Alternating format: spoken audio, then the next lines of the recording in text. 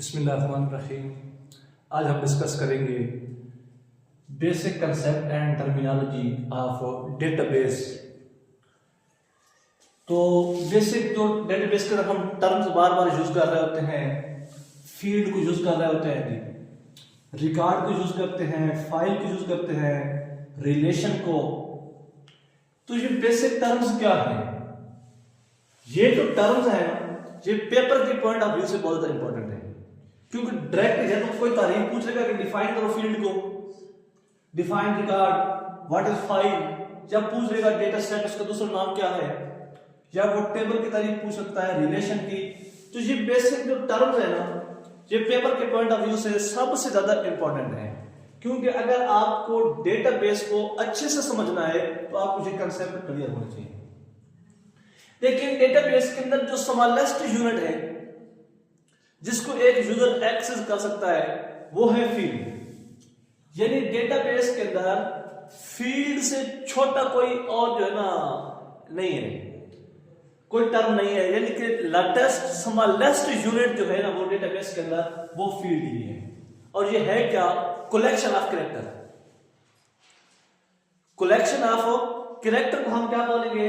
जो एक दूसरे से रिलेटेड है, यानी collection of character related to one another is called field. मिसाल के तौर पे नेम, ये जो नेम है ये क्या? ये एक फील्ड है। CNIC हम लिखते हैं, ये एक फील्ड है क्योंकि ये कलेक्शन ऑफ कैरेक्टर है एज अ सिंगल यूनिट। जब बहुत सारी फील्ड मिल जाए तो क्या बन जाता है? रिकॉर्ड बन जाता है। तो हम रिकॉर्ड की डेफिनेशन क्या लिखेंगे?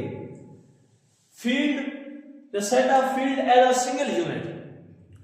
जैसे अब देखें, नेम हो गया, फिर आगे हमने CNIC लिख दिया, एक और आगे फील्ड हमने लिख दी, तो हम इसको क्या बोलेंगे जी? उसको हम रिकॉर्ड बोलेंगे। यानी फील्ड को जब हम बात करेंगे एज अ सिंगल यूनिट तो हम उसको क्या बोलेंगे? रिकॉर्ड बोलेंगे। जब कलेक्शन ऑफ रिकॉर्ड होगा एज अ सिंगल यूनिट हम उसको फाइल बोलेंगे। और कलेक्शन ऑफ फाइल जो है एज अ सिंगल यूनिट हम उसको रिलेशन या टेबल बोलेंगे। जो इंपॉर्टेंट कंसेप्ट है वो है फील्ड की लेंथ के बारे में, यानी फील्ड क्या है और फील्ड की लेंथ क्या है।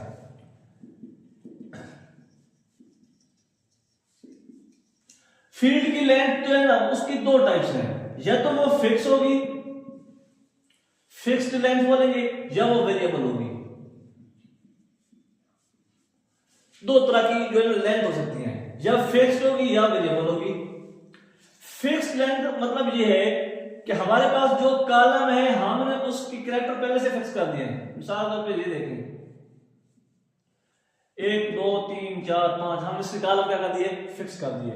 हम सपोज करें एंटर कर देते अली को, अब हम इसके अंदर अली को ऐड कर दिया। ये जो दो कैरेक्टर है हमारे पास के हैं, अब ये हमारे यूज नहीं होंगे, क्या होगी? हमारी मेमोरी की वेस्टेज होगी। लेकिन अगर कोई नाम बड़ा होता, जैसे हुसैन है, अब देखिए ये 5 कैरेक्टर तो यूज हो जाते हैं लेकिन आगे वाले 2 रह जाते हैं, क्योंकि इसकी कैपेसिटी सिर्फ 5 कैरेक्टर को सेव करने की थी। हमने इसकी लेंथ को फिक्स कर दिया था, ये 5 कैरेक्टर से ज्यादा जो है वो स्टोर नहीं कर सकता, ये इसका सबसे बड़ा इशू था। लेकिन जो वेरिएबल होता है तो ऐसे सिनेरियो के अंदर हम वेरिएबल को यूज करते हैं, वेरिएबल लेंथ को। जब हमें पता ना हो कि हमने जो डेटा एंटर करना है उसकी लेंथ क्या होनी है, तो जब हम डेटा एंटर करेंगे उसके मुताबिक उसको मेमोरी मिल जाएगी। जैसे कि हमने हुसैन को एंटर करना था तो H को जगह मिलेगी, U को मिलेगी, S को, A को, I को और L को जगह मिल गई है। अब हमारी मेमोरी की वेस्टेज भी नहीं हुई, जितनी मेमोरी जरूरत थी इस नाम को सेव करने के लिए उतनी जगह हमें मिल गई है। तो ये क्या है जी? वेरिएबल लेंथ है। तो फील्ड लेंथ की जो 2 टाइप्स हैं, फिक्स्ड और वेरिएबल। फिक्स के अंदर क्या है जी? हमने मेमोरी पहले अलॉट कर दी है कितने कैरेक्टर स्टोर करने हैं, लेकिन वेरिएबल के अंदर मेमोरी अलॉट नहीं है। रन टाइम पे मेमोरी क्या होगी? अलॉट होगी। तो ये बेसिक टर्मिनोलॉजी के बारे में कंसेप्ट था जो आपके पेपर के अंदर जो है ना आ सकती है। अब हमें फील्ड के बारे में, रिकॉर्ड के बारे में, फाइल के बारे में, टेबल के बारे में जाना। लेकिन अब आपको अगर डेफिनेशन लिखनी है तो हम कैसे लिखेंगे? तो मैं आपको इसको थोड़ा सा और जो है ना आसान कर देता हूं। आप यू लिखे कि collection of related character as a single unit. इसके लिए आप किस तरह लिखेंगे जी? Collection of related field as a single unit. इसको कैसे लिखेंगे? Collection of record as a single unit. Table में क्या लिखेंगे जी? Collection of file related file, sorry collection of related, जहां पे लास्ट रिलेटेड लाल में लिखना है। Collection of related file as a single unit. Next जो क्वेश्चन है ना वो है टेबल के बारे में कि टेबल की प्रॉपर्टीज कौन कौन सी हैं। डस्टर मुझे दे।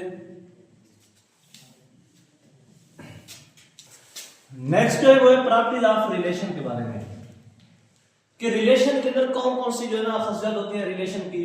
रिलेशन बोलते हैं टेबल को। आपको ये कंफर्म होना चाहिए, पता होना चाहिए कि रिलेशन है क्या। रिलेशन का मतलब है टेबल। इसके बारे में जो इंपॉर्टेंट बातें हैं वो ये है कि डुप्लीकेट रोज को एग्जिस्ट नहीं करना चाहिए जी। यानी किसी भी टेबल के अंदर दो रोज को नहीं होना चाहिए, एक रो होनी चाहिए। मतलब यानी कि रोल नंबर 1 के इस तरह जो है ना आप दो रोज नहीं एग्जिस्ट कर सकती। यानी रोल नंबर 1 इसके लिए भी, इस रो के लिए भी वह है, रोल नंबर 1 इस रो के लिए भी है, तो ऐसा नहीं होना चाहिए। डुप्लीकेट रोज को एग्जिस्ट नहीं करना चाहिए। ये एक प्रॉपर्टी है रिलेशन की। दूसरी प्रॉपर्टी जो है वो है एट्रीब्यूट के हवाले से। पहली रो के हवाले से थी कि डबल रोज नहीं होनी चाहिए। दूसरी जो खासियत है इसकी वो है एट्रीब्यूट के हवाले से कि एट्रीब्यूट के अंदर जो है वैल्यू एटॉमिक होनी चाहिए। अब एटॉमिक वैल्यू का मतलब क्या है? एक सेल के अंदर सिर्फ एक वैल्यू होनी चाहिए, एक सेल के अंदर दो वैल्यूज नहीं होनी चाहिए। यानी वैल्यू कौन सी हो? एटॉमिक हो। दो बातें हो गई कि डबल रोज नहीं होनी चाहिए, एक सेल के अंदर डबल वैल्यू नहीं होनी चाहिए। वैल्यू क्या होनी चाहिए? एटॉमिक होनी चाहिए।